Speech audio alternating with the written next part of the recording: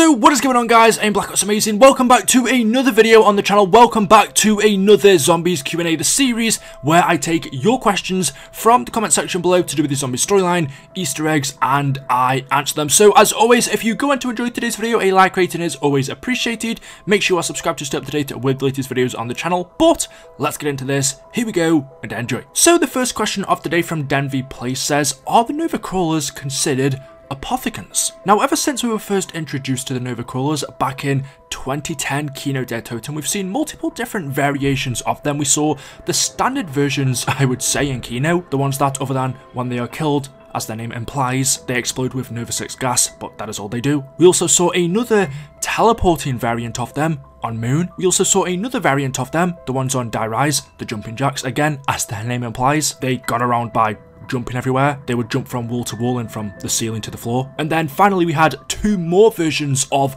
the crawlers which we saw in BO4. One of them was known as the Jolting Jack. These were basically electrified crawlers. They would shoot bursts of electricity at you. And the other one was known as the Nova 6 Bomber, which are pretty much more enhanced versions of the regular Nova 6 crawler, being faster and stronger. So we've seen loads of different versions of them over the years, but your question is, are they related to the apothecants? And well, the simple answer is no. And I can see why people ask this question. If you look at certain parts of the crawlers, you can notice their face especially does have similar features to those of the apothecants, especially their teeth, their mouth. The Nova 6 crawlers don't have eyes. Creatures such as the Keepers don't either. We know the Keepers are what the apothecants once were, but no, the Nova Crawlers aren't apothecants. What they actually are is humans, as a normal zombie would be, combined with pig DNA. And we know this because in Classified in BO4 we can find blueprints on the wall, and not only this, all around this map in the laboratory you can see dead pigs everywhere. And Classified, or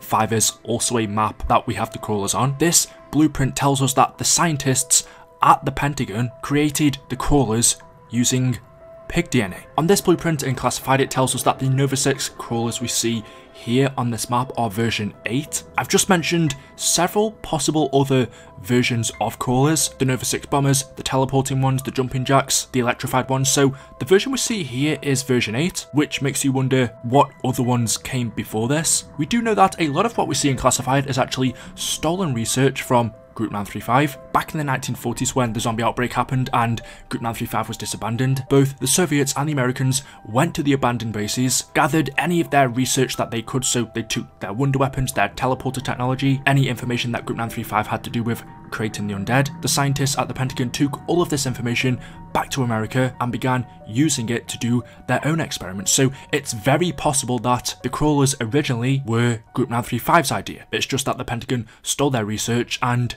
created these crawlers themselves. So that's their background. As for the Jolting Jacks, the Jumping Jacks, the Nova Bombers, who created them, well, we don't 100% know. It could have been one of the many other groups, Division 9 for example, or they could have just eventually mutated from the original Nova Crawlers. But what we do know is they aren't related to the apothecants or the Keepers. The next question of the day from Tyrone says, Nikolai in BO3 says, I know you're not infectious, but perhaps I'm immune. If the zombies are infectious, how did the outbreak spread? I do know 115 infected the first zombies in Origins, but how would that spread the spaces like Stalingrad? So basically what you're asking is, how did the zombie outbreak start, and why aren't our playable characters such as, I guess, Victus, Ultimus, Primis, Richter, Tycho, Nikolai and Dempsey, why are they immune to turning into the undead? The answer to this is relatively simple, although there do seem to be gaps here and there from what we've been told by Treyarch and from what we can work out. But if we go to the Canorium, there are multiple instances where it tells us of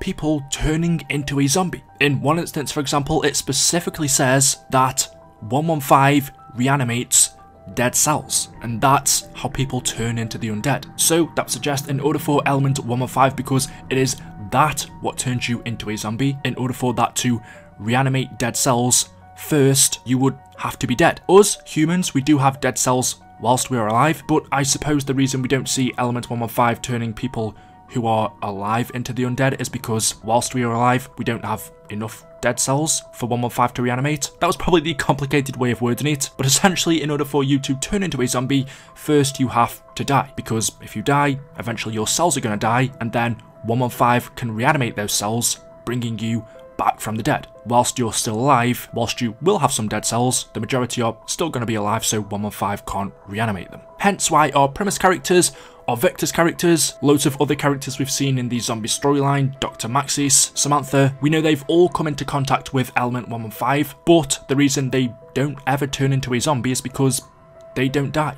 You have to die first. I've had tons of questions from people asking me, well, what about when you get bitten by a zombie? Why doesn't that turn people into the undead? Again, in this COD Zombies universe that we are in, that's not how it works. If you get bitten by a zombie, you don't then suddenly turn into one. We know from quotes and actually just playing the game, whenever we get hit, that is us being scratched by a zombie. Characters such as Misty have also said they've been bitten by one, but they don't ever turn into one themselves, because that isn't how it works here. 115 has to reanimate your dead cells. And I did say earlier on, there are other examples, one of them being Zombie Richtofen. We saw him in the Zombies comics, we've also seen him in the Tag der Toten ending cutscene. How did he come to be? Well, if we go back to the giant intro cutscene, we saw in there, Primis Richtofen comes out of the teleporter and shoots his ultimate self dead. And it was from there that dead version of Richtofen became infected by 115, it reanimated his dead cells and turned him into Zombie Richtofen, so that's how he came about. Another example was in Origins with Maxis. We know that the reason we saw Richtofen cutting open Maxis' skull and removing his brain in the intro cutscene was because that Richtofen thought that Maxis was slowly turning into a zombie, so in order to save him, he removed his brain. And the last thing I should say is, whilst you are alive, 115 isn't totally useless when it comes to affecting people. It does still have side effects. Some of those are memory loss, paranoia, delusion, and we see our Primis and Ultimus characters suffer from many of those. Richtofen, especially the Ultimus version, became a very paranoid character after years of exposure to Element 115. Takio suffered from delusion. All of our characters had paranoia, but the big one, its ability of turning people into a zombie. Yeah, the reason why Primis and Ultimus and other characters didn't turn into one after being exposed to it is because you have to die first. One that I wanted to answer, although I think it's going to be a pretty simple one, but I thought it was pretty funny. But Tacos asked me, hey BOA, do you prefer Transit over Duran Fang? By the way, love the videos. I thought this was interesting because,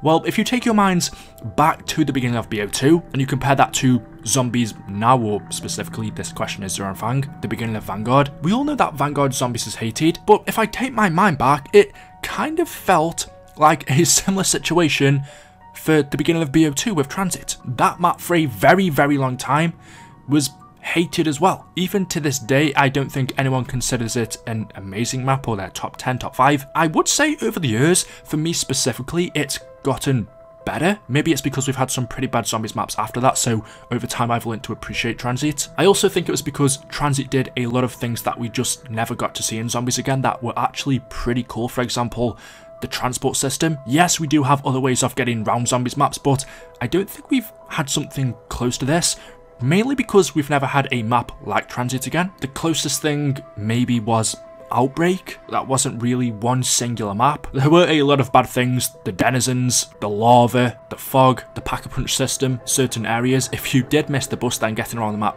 was a pain. But does all of that outweigh Duran Fang's negatives? No. So yeah, but let me know which one you'd pick in the comment section below. So guys, there we go, that is it. That is all I have for you for today's video. As always, hopefully you have enjoyed. If you have, drop a like rating. Make sure you are subscribed to stay up to date with the latest videos on the channel. Thank you all for watching, and I will see you in the next video. Until then, goodbye.